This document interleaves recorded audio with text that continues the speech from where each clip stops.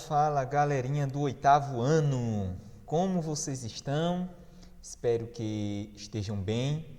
Aqui quem fala é professor Dasley. E lembrando que aqui a área do saber é matemática. Certo, galerinha?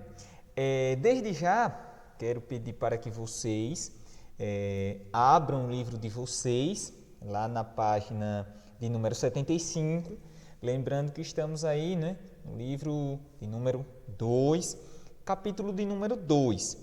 Lembrando que este capítulo, ele trata justamente de um ramo que já estudamos aí da área matemática, que é o ramo da álgebra. Beleza, galerinha? E, em particular, nós exploramos aqui na semana passada sobre um objeto de conhecimento específico deste ramo da matemática. Estudamos aqui os monômios, certo, galerinha? Apesar de ser um nome aí um pouquinho complicado, mas nós vimos aqui que, na verdade, os monômios propriamente ditos, quando nós usamos a língua matemática e os escrevemos, nós percebemos aqui que não se tratam de coisas totalmente fora do que nós já tínhamos explorado anteriormente em nossas andanças pelos caminhos da matemática, Nós vimos que, na verdade, monômios, eles nada mais são do que multiplicações. Multiplicações de quê? De números por valores desconhecidos. E lembrando que estes valores desconhecidos, nós usamos aí letras para representá-los. Certo, galerinha? E agora aí na página de número 75, vocês podem ver que este tópico 4 fala justamente sobre outra palavrinha, outro objeto de conhecimento deste ramo, da álgebra. É um nome parecido aí com monômios, Vocês podem ver aí, polinômios. Professor, lá vem você novamente com nomes aí estrambólicos. Calma, gente, certo? Vamos primeiro aí atentar-nos, para a situação apresentada e com base nela vamos aí tentar desvendar o porquê desse nome. Beleza, galerinha? Vocês fazendo a leitura aí, deste enunciado, desta situação, vocês poderão ver que ela trata justamente sobre uma questão de áreas, certo, galerinha? E, inclusive, nós, na semana lá de revisão para a prova de sondagem da Somos, revisamos, inclusive, sobre essa questão de áreas, de figura geométrica plana, certo, galerinha? E percebam que esta forma geométrica aí, que é como se fosse parecido com um L, mas invertido, percebam que esta forma geométrica plana, ela é composta justamente por 3 formas conhecidas. Nós temos aí 2 quadrados, a figura 1 e a figura 3, e temos aí um retângulo, que é esta figura 2. Beleza, galerinha? Um segundo ponto a colocarmos aqui em questão é que as medidas dos lados dessas figuras geométricas são todas conhecidas. Vocês podem ver aí, nós temos que a medida aí do quadrado 1, a medida do lado dele é x. Então, veja que nós temos aí essa medida para os lados aí, comprimento e largura, do quadrado 1. Já do quadrado 3, nós temos aí medida y, tamanho y. E para o retângulo, que é esta figura 2, nós temos aí que a largura dele é y, medida y, e o comprimento x. Lembrando que nós também podemos ver, trocado aí, já que esta questão do comprimento e da largura, ela vai variar muito do ponto de vista de quem está analisando a figura, certo, galerinha? Percebam que a área, pelos nossos conhecimentos prévios, nada mais é do que, para caso aí de retângulo e quadrado, nada mais é do que multiplicar a medida do comprimento vezes a medida da largura. Portanto, a área aí da figura 1, do quadrado 1, nada mais é do que multiplicar x vezes x, ou seja, como vocês podem ver aí, x ao quadrado. Beleza, galerinha? A área do retângulo 2, que é a multiplicação aí de comprimento por largura, ou seja, y vezes x, yx, Como a multiplicação é uma operação comutativa, então tanto faz eu ter xy como yx. Então aparece aí xy, né? Mas dá no mesmo. É a mesma coisa que yx, por conta da propriedade comutativa. Beleza, galerinha? E por fim temos aí o quadrado 3, né?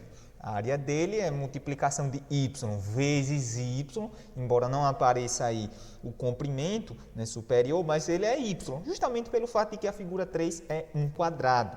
Certo, galerinha? Portanto, eu multiplico y vezes y e obtenho aí y ao quadrado. Beleza, até aí ok. O que acontece? A situação que é a área total. Nós sabemos aí que a área total, uma das maneiras de obtermos ela, é justamente somando essas três áreas aí. E aí vejam que a área total, essa área do terreno, ela é dada por essa expressão, x ao quadrado, né? Mais xy mais y ao quadrado, que é a soma das três áreas, dos dois retângulos, dos dois quadrados e do retângulo. Ok. Observem nessa expressão aí que nós temos três monômios. Beleza, galera? Vejam que nós temos x ao quadrado, que é um monômio, que é a mesma coisa que x vezes x, ou até mesmo 1 vezes x, ou seja, multiplicação de número, né? 1 por letras, x e x. Ok, temos aí xy, né, multiplicação de 1 vezes x vezes y. Ah, professor, por que você está acrescentando 1? Lá da nossa aula anterior, né, lá nas propriedades dos monômios, nós vimos que todas as vezes que a parte numérica, o coeficiente numérico não aparece, é porque ele é 1. Certo, galerinha? E por fim, y ao quadrado, que na verdade é 1 vezes y vezes y. Ok, três monômios. Observem que esses monômios, eles não são semelhantes. Beleza, galera? Eles não são semelhantes. Por quê? Para eles serem semelhantes, pelos nossos estudos aí na semana passada, eles teriam que ter exatamente as mesmas letras e os mesmos expoentes para essas letras. Então, por exemplo, x ao quadrado e xy, por que eles não são monômios semelhantes? Porque veja que o expoente aí do x, né, do primeiro x, é 2, ou seja, x ao quadrado. Já do segundo monômio aí, xy, embora não apareça, nós sabemos que quando esse expoente ele não aparece é porque ele é 1. Então veja que as letras aí, apesar de serem as mesmas, os expoentes são diferentes. E sem falar no fato de que no primeiro monômio, x ao quadrado, eu só tenho x duas vezes, né, multiplicando, e não tem o y. Já no segundo, além do fato do x só aparecer uma vez, ainda há o fato de que eu tenho um y multiplicando o x, coisa que eu não tenho no primeiro monômio. Então, daí nós já fazemos aí essa questão de que esses monômios não são semelhantes. Idem para o último monômio, né, y ao quadrado. Traduzindo, eu tenho uma operação de soma, beleza, galerinha? Entre três monômios, e que esta operação aí, ela não é possível, nessa situação apresentada aí da área do terreno, ser efetuada mais do que o que aparece aí. Porque pelos nossos estudos de operações com monômios, só é possível realizar adição e subtração de monômios desde que eles sejam semelhantes, que eu acabei de falar. Tem exatamente as mesmas letras e os mesmos expoentes, coisa que nós não temos aí, galera. Portanto, no fundo, essa expressão algébrica aí, que é composta por três monômios, ela já é a própria resposta, por assim dizer. Se é que vocês estão entendendo o que é que eu quero falar, entendeu? Eu não posso resolver mais do que o que está aí. Então, que tipo de expressão algébrica é essa? Veja que ela não é um monômio, certo? Ela é composta por monômios, né? Uma soma de três monômios, mas ela em si, essa expressão algébrica como um todo, ela não pode ser considerada um monômio. Por que não, professor? Porque nós vimos aqui, né, lá o Cezinho, quando ele apresentou para nós, né, na semana passada, que monômios, eles não possuem soma ou subtração. E veja que eu tenho uma soma e subtração aí. E agora, como é que fica essa questão? Né? Eu tenho uma expressão algébrica composta por 3 monômios. Será que eu posso dar uma nomenclatura especial para essa expressão algébrica? O que é que vocês acham? Isso, né? Ouvi daqui. Sim, podemos sim atribuir um nome específico a essa expressão algébrica por esse fato dela possuir 3 monômios. E se vocês avançam aí para a página do número 76, vocês vão ver justamente isso, né? Que pelo fato dessa expressão algébrica possuir 3 termos algébricos, 3 monômios, nós podemos chamar ela por 2 nomes aí. Podemos chamar ela por polinômio ou até mesmo, né, de trinômio. Eita, professor, tá bugando a minha cabeça, tanto nome estranho. E como é isso aí? Então vamos pensar um pouco. Eu falei para vocês lá em monômios que justamente o prefixo mono quer dizer né? E o mios lá, né, o mio, fala justamente de termo, e um termo algébrico. E aí o que é que acontece? Veja que o que aconteceu nessas situações, dessas nomenclaturas específicas, foi o fato de que nós retiramos o prefixo mono, que quer dizer e colocamos no lugar prefixos que conseguem comportar essa característica de ter mais do que né? Veja que nesse caso, essa expressão por ter 3 monômios, né? 3 termos, então, de questões lá dos nossos conhecimentos de língua portuguesa, há um prefixo específico para isso, né? O prefixo tri. Então, veja que eu posso chamar essa expressão de trinômio, né? Onde o tri justamente fala de 3. Esse nome aí é justamente a questão dos termos, né? Termos algébricos. Então, eu tenho uma expressão composta por 3 termos algébricos, ou seja, trinômio. Então parece nome estranho, mas veja que faz todo sentido dentro desse nosso contexto. A mesma coisa para polinômio, né? Prefixo poli quer dizer vários, né? Então, como se passar de já é plural, né? Já é vários, né? Mesmo que seja 2, professor, 2 sim, é vários, vários pequeno, mas não deixa de ser vários. Então, por isso nós temos aqui essa expressão, ela vai receber esse nome novo, né? Polinômio, ou em particular trinômio. E aí nós temos que a definição aí é que todo tipo de soma ou subtração de monômios que não sejam semelhantes, nós iremos chamar de uma forma geral polinômio, porque como eu falei, poli quer dizer vários. Então posso ter aí, né, a partir de 2, já chamar de vários, né? Vários pequenos, mas não deixa de ser, repito, né? E aí ele traz exemplos de expressões que possuem essa característica de serem compostas por somas ou subtrações de monômios, né? Ele traz aí uma lista, 5 expressões com essas características. E vejam que nós podemos dar nomes específicos de acordo com a quantidade de termos até 3. Por exemplo, nós já vimos aqui monômio, né? Tá aí no quadro, hein? Vocês podem ver aí, né? Número de termos. Então, quando eu tenho um termo só, monômio, né? 2xy. Quando eu tenho 2, tanto eu posso chamar de polinômio, já que poli quer dizer vários, né? A partir de em diante, né? No caso, 2, 3, 4, 5 e assim sucessivamente, é vários, de 2 para cima. Então, eu posso chamar essa expressão aí de binômio, onde bi quer dizer justamente 2, né? Bicampeão, né? Campeão 2 vezes. Então, eu posso chamar ela aí de binômio, porque ela tem 2 monômios, a ao quadrado e tem 2ab, são 2 monômios, e uma subtração. E eu posso chamar de polinômio também, né? Nós temos o trinômio, conforme nós vimos, e que também pode ser chamado de polinômio. E, na verdade, quando eu tenho 4, eu tenho prefixos específicos, mas geralmente nós não usamos a partir do 4, né, mais esses prefixos específicos, usamos simplesmente polinômio. Como vocês podem ver aí, né, uma expressão algébrica composta aí por 4 monômios. Beleza, galerinha? Então, isso aí vocês vão ver na página de número 76 do livro didático de vocês. Certo, galerinha?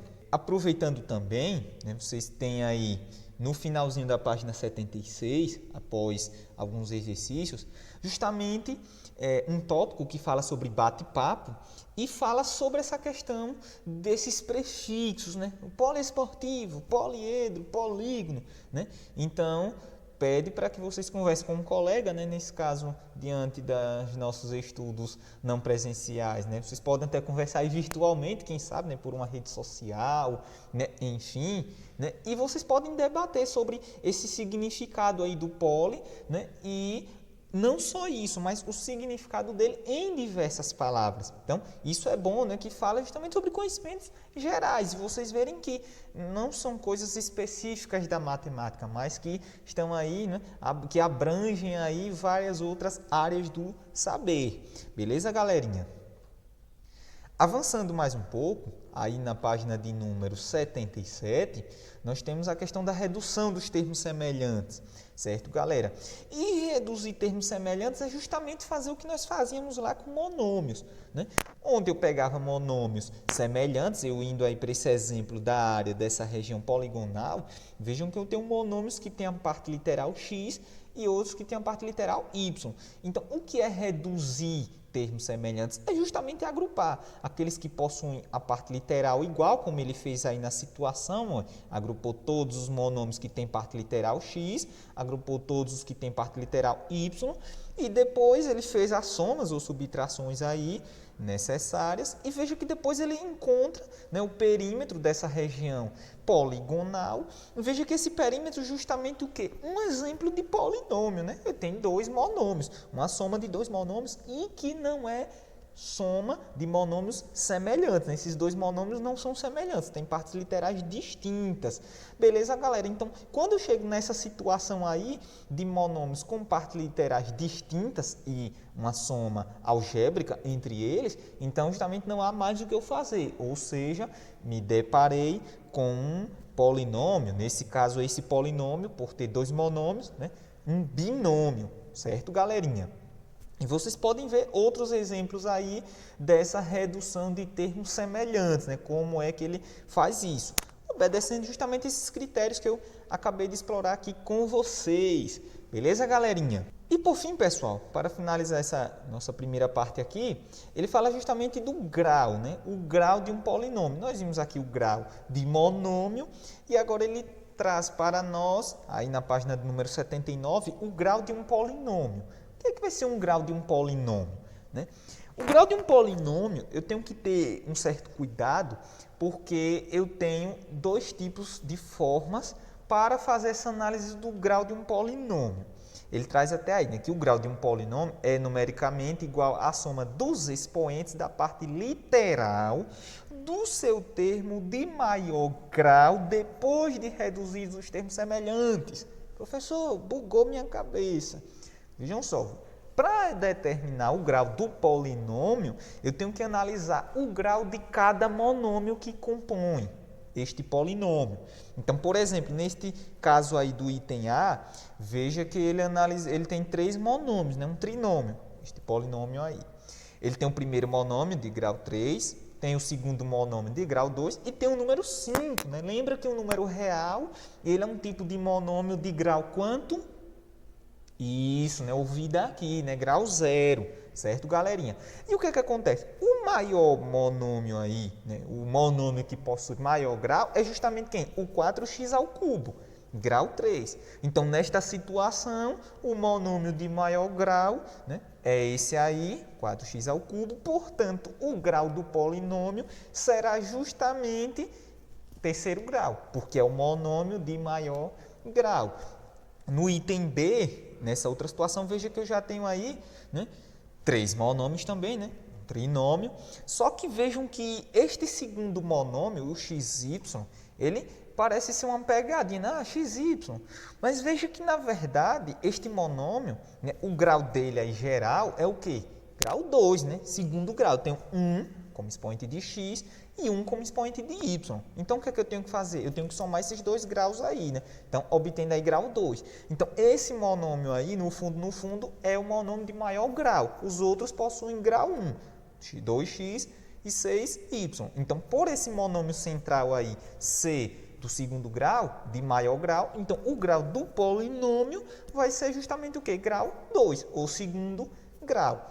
Beleza, galerinha? Espero que vocês tenham aí aproveitado essa exploração matemática e avancem aí, né, nos nossos estudos não presenciais para o próximo vídeo. Aguardo vocês, viu, galerinha?